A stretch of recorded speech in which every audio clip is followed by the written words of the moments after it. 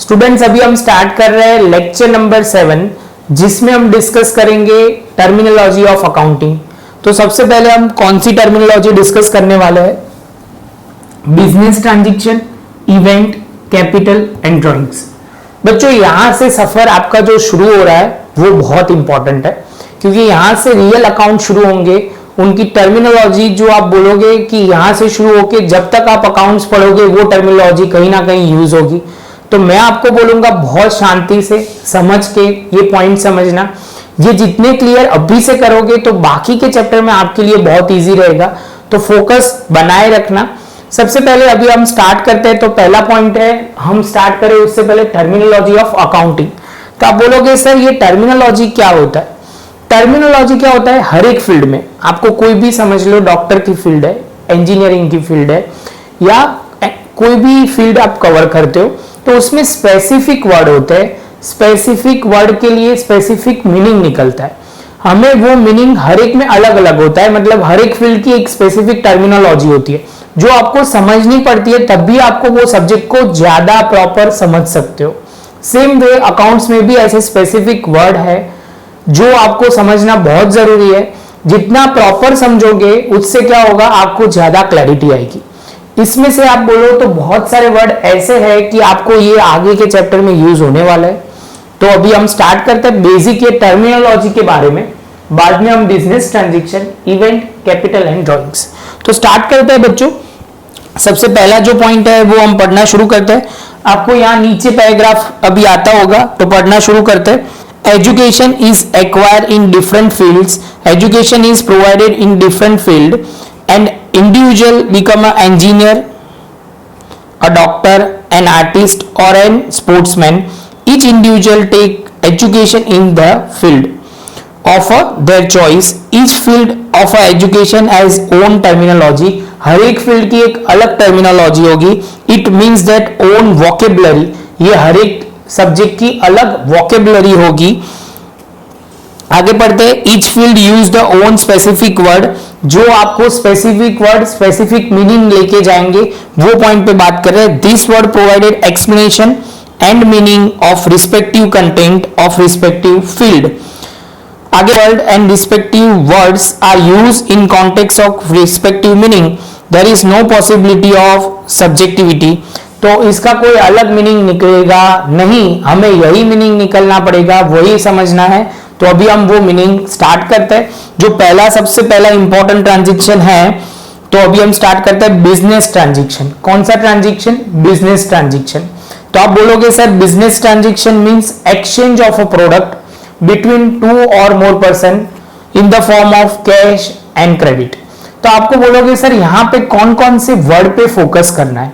तो first of all आपको ध्यान रखना है बिजनेस ट्रांजैक्शन मींस एक्सचेंज करना है। क्या करना है? Exchange product. प्रोडक्ट मतलब ये समझ लो ये टेक्स्ट बुक आपकी प्रोडक्ट हुई।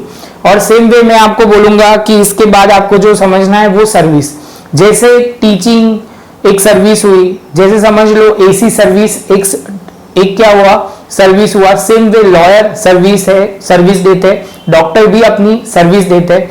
तो एक्सचेंज क्या करना है? आप बोलोगे सर प्रोडक्ट और सर्विस बिटवीन टू और मोर पर्सन, मतलब एक या एक से ज्यादा लोगों के बीच में ये सर्विस एक्सचेंज करनी है। कैसे करनी है? तो in the form of cash और credit. In the form of cash and credit. Cash मतलब आप बोलोगे सर कैश ट्रांजैक्शन आपने डिस्कस किया था और क्रेडिट ट्रांजैक्शन आपने डिस्कस किया था। ये मैं बहुत प्रॉपर तरीके अभी से समझा रहा हूं। ये अभी एग्जाम्पल भी इसमें कवर करेंगे। तो यहां से आपको प्रॉपर नोट्स बनानी चाहिए जो आपको ये समझना है। तो आगे चलते हैं। Business transaction means act of a business. आगे business transaction is always economic transaction.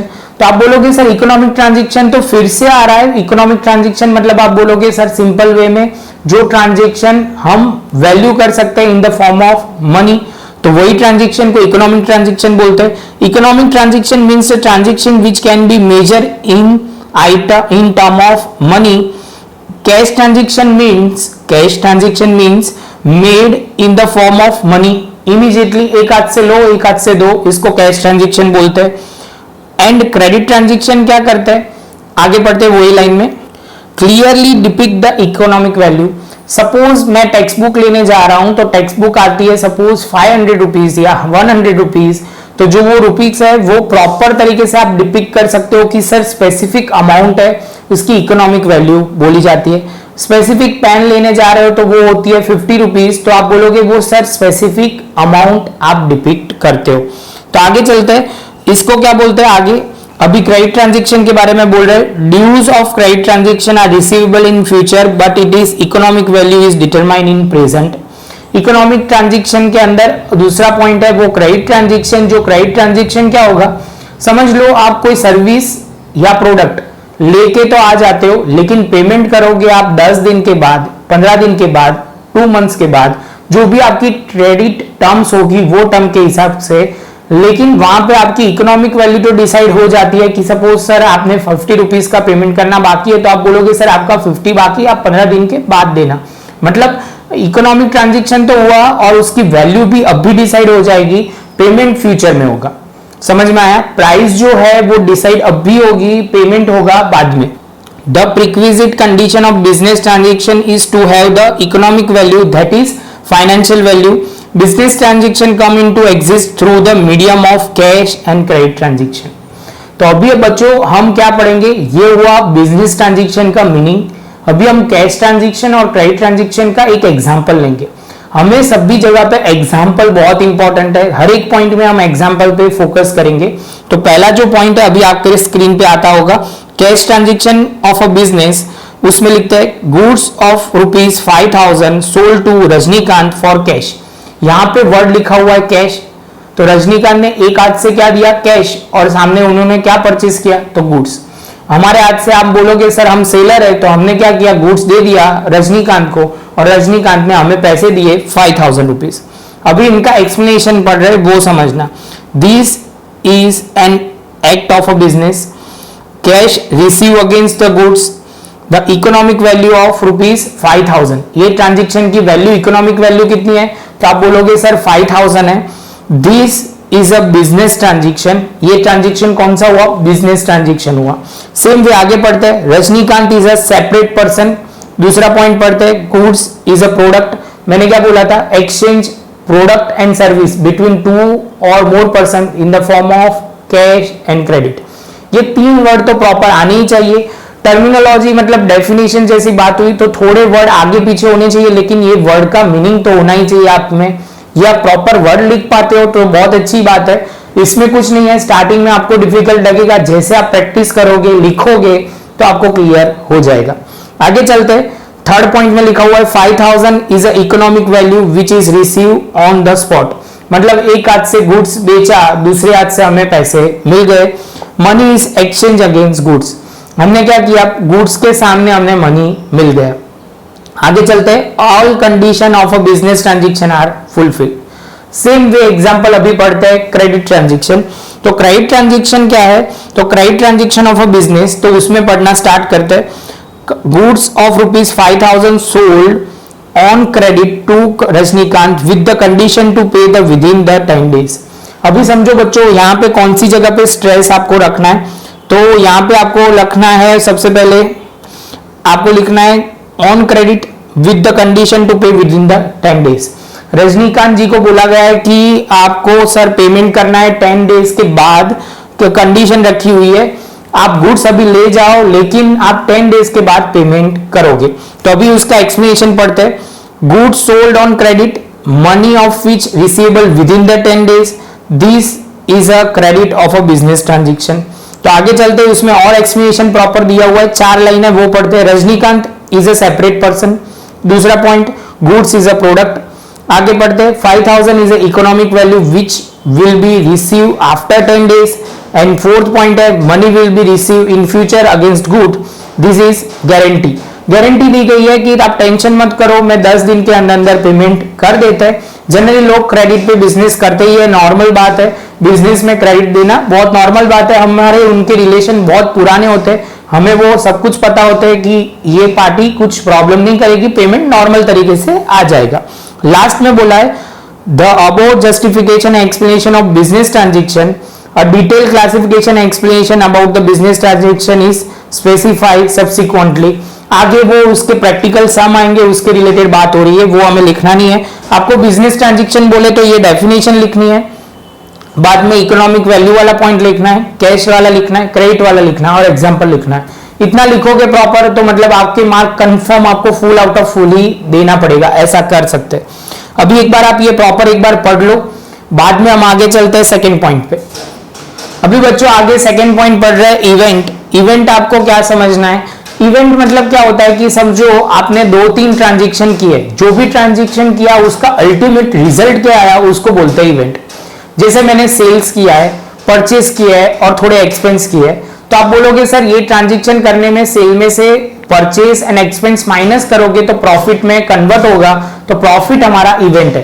Transaction किसके की है? Sales, purchase and expense. समझ रहे हो? मैं फिर से एक बार बोल रहा हूं, क्या आपको समझना है ये पॉइंट में?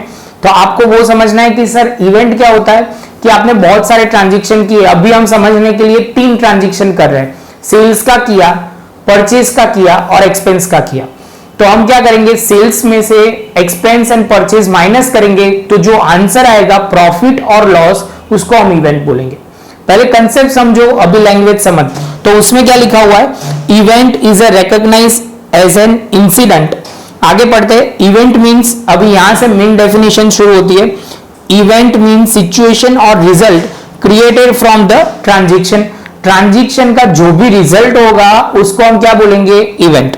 आगे पढ़ते हैं। Transaction has its own explicit feature which we had studied above. तो आप बोलोगे सर ट्रांजेक्शन का हमने ऑलरेडी ऊपर डिस्कस किया हुआ है, वही फीचर ये समझना है, वही बिजनेस ट्रांजेक्शन की बात कर रहे हैं। बिजनेस ट्रांजेक्शन करने के बाद जो रिजल्ट आया उसको क्या बोलेंगे हम? इवेंट।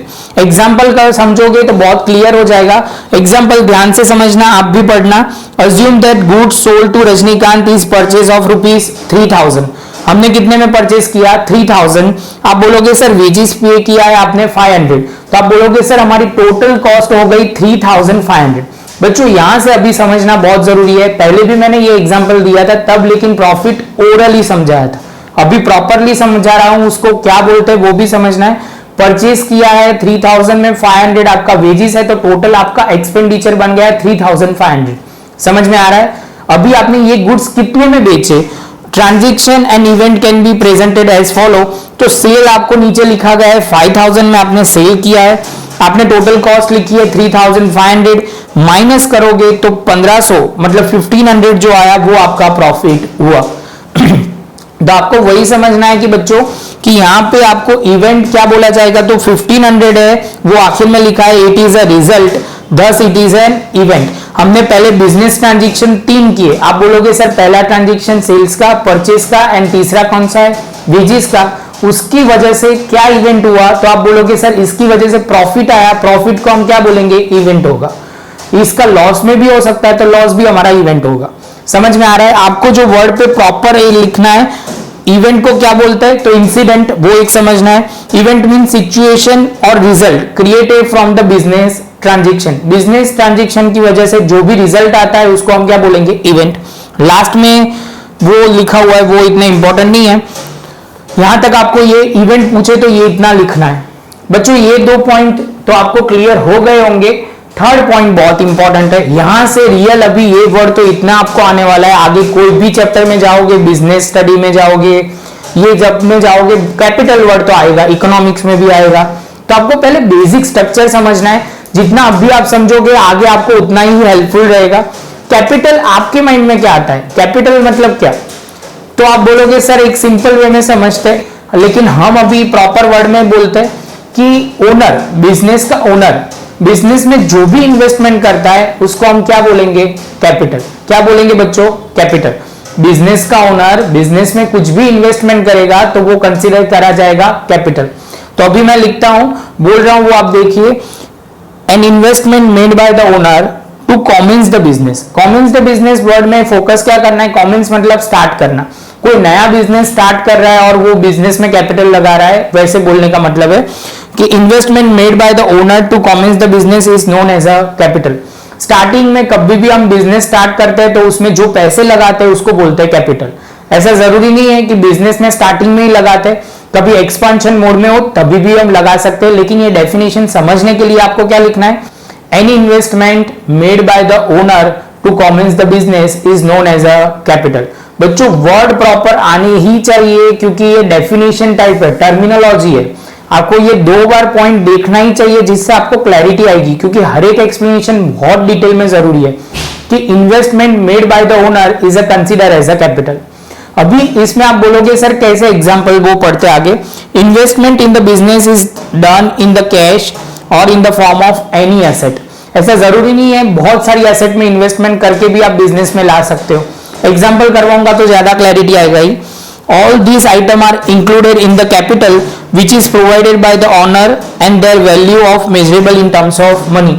जो ओनर जो भी लेके आएगा वो मेजर करना सकते हैं, हम मेजर कर सकते हैं in the form of cash या in the form of money, तो ही वो वैल्यू कंसिडर होगी एज अ कैपिटल।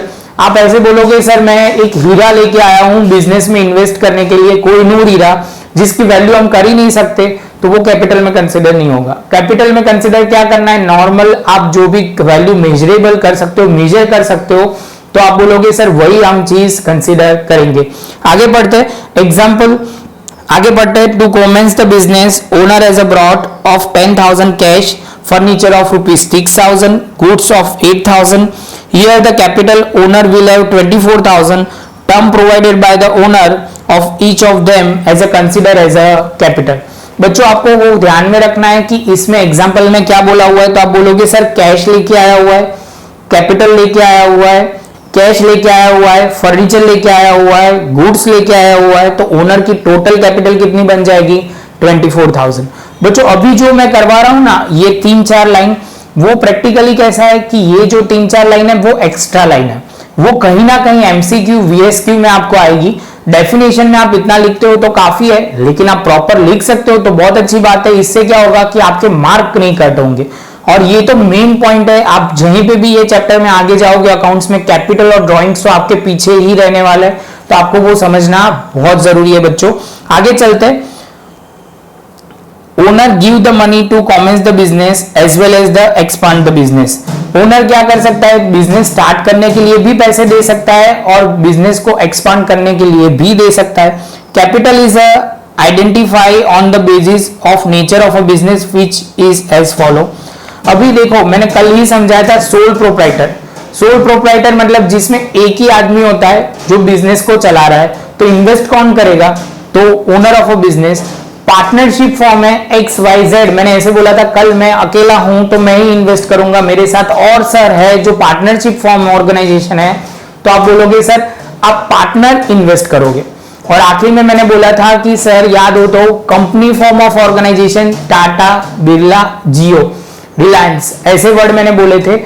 जो आप बोलोगे सर उसमें आप सपोज इन्वेस्ट करते हो, मतलब वो कंपनी फॉर्म ऑफ ऑर्गेनाइजेशन है, तो आप समझोगे क्या, तो आप बोलोगे सर बहुत सिंपल है, कंपनी फॉर्म ऑफ ऑर्गेनाइजेशन होंगे तो इन्वेस्टमेंट जो करेंगे वो शेयर होल्डर बोला जाएगा। क्या बोला जाएगा, शेयर होल्डर, जिसका दूसरा नाम है इक्विटी शेयर कैपिटल। क्या नाम है, इक्विटी शेयर कैपिटल। बच्चों ये कहीं ना कहीं नहीं, ये सब कुछ आएगा बिजनेस स्टडीज में, तो आपको बहुत अच्छी तरह डिटेल में क्लियर हो जाएगा। लेकिन अभी आपको 3 चीज पे फोकस करना है। सोल प्रोप्राइटर, जिसमें आप बोलोगे सर एक ही आदमी होता है जो वो इन्वेस्ट करेगा, उसको बोलेंगे प्रोप्राइटर। पार्टनरशिप फॉर्म में पार्टनर इन्वेस्ट करेंगे। कंपनी फॉर्म ऑफ ऑर्गेनाइजेशन में आप बोलोगे सर शेयर होल्डर इन्वेस्ट करता है। बच्चों ये हुआ आपकी कैपिटल। शांति से आप पहले लिख लीजिए, समझ लीजिए, क्योंकि ये बहुत इंपॉर्टेंट है। ये सब कुछ आगे आने वाला है, ये क्योंकि ये प्रॉपर वर्ड टू वर्ड आपको क्लियर होना बहुत जरूरी है। Commence the business, owner of a business, वो आपको समझना है। तो यहां से हम बोल सकते हैं आपका तीसरा डेफिनेशन भी क्लियर। अभी हम लास्ट डेफिनेशन पढ़ते हैं ड्राइंग्स, और उसके साथ हमारा सेशन हम कंप्लीट करेंगे। बच्चों अभी हम 4th पॉइंट डिस्कस कर रहे हैं ड्राइंग।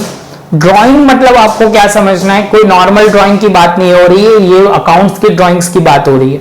तो आप बोलोगे सर इसमें हमें समझना है उल्टा। जब बिजनेस में ओनर कुछ भी प्रोवाइड करेगा, ओनर बिजनेस को कुछ भी प्रोवाइड करेगा तो कंसिडर करेंगे कैपिटल। और ओनर मतलब ओनर बिजनेस में से कुछ भी ले जाएगा घर में पर्सनल यूज के लिए, तो गुड्स। जब ओनर ऑफ अ बिजनेस वो बिजनेस में से कुछ भी ले जाएगा फॉर द पर्सनल पर्पस, तो वो क्या कंसिडर होगा, ड्राइंग्स। तो अभी मैं आपके स्क्रीन पे नीचे आ रहा है वो देखिए ध्यान से, मैं पैराग्राफ पढ़ रहा हूं। When the owner of a business withdraw asset from a business means cash or goods for personal purpose is known as a drawings। जो आपको समझने की बात है, असेट फ्रॉम अ बिजनेस मतलब असेट बिजनेस में से दो ही तरीके से ले जाएंगे ओनर। अपने रूटीन खर्चे के लिए, घर चलाने के लिए जो खर्चा होता है वो कैश विड्रॉ करेंगे, या कभी कभी अपने ही बिजनेस में से गुड्स लेके विड्रॉ करेंगे, तो वो कंसिडर क्या होगा, तो आप बोलोगे सर ड्रॉइंग्स। ओनर बिजनेस में इन्वेस्ट करता है तो कैपिटल बोला जाएगा, ओनर बिजनेस में से कुछ विड्रॉ करता है तो क्या बोला जाएगा, ड्रॉइंग्स। बच्चों ये वर्ड फोकस करना बहुत जरूरी है, आपको ये डेफिनेशन लिखनी होगी तो ही आपको समझ में आएगा। नीचे एक छोटा सा ड्राइंग मैंने दिया हुआ है, वो आप ध्यान से देख सकते हो। तो वो पहले ऊपर की लाइन दो पढ़ लेते हैं तो ज्यादा क्लैरिटी होगा, जो मैंने ड्राइंग्स की नहीं पढ़ी।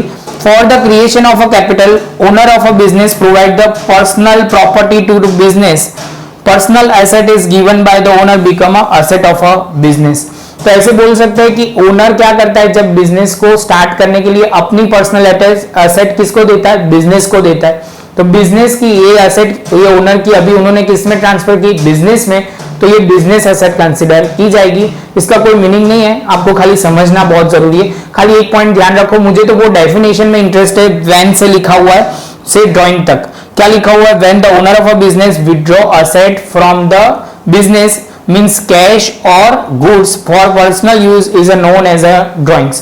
इसके बाद जो नीचे छोटा सा ड्राइंग दिया हुआ है वो समझते हैं। तो उसमें लिखा हुआ है ओनर बिजनेस पहले लिखा हुआ है, और नीचे क्या लिखा है, when the owner of a business provide the goods and asset become a capital। मतलब ओनर बिजनेस को कुछ प्रोवाइड करता है तो वो क्या कहता है, ओनर बिजनेस को प्रोवाइड करता है तो वो कैपिटल कंसीडर होगा, और ओनर को बिजनेस कुछ प्रोवाइड करता है तो वो क्या होगा, ड्राइंग्स। तो वही लिखा हुआ है when the owner of a business withdraw asset goods for personal purpose. किसके पर्सनल पर्पस के लिए, अपने घर चलाने के लिए जो भी एक्सपेंस और बिजनेस में से वो ले जा रहा है गुड्स, तो वो कंसीडर होगा ड्राइंग्स। बच्चों लास्ट में लिखा हुआ है जो दो लाइन लिखी हुई है, generally drawings word is use for sole proprietorship and partnership form. ये वर्ड्स ड्राइंग जो होता है वो सोल प्रोप्राइटरशिप और पार्टनरशिप के लिए ही यूज होता है। Owner give the capital of a business, business give the drawing to owner.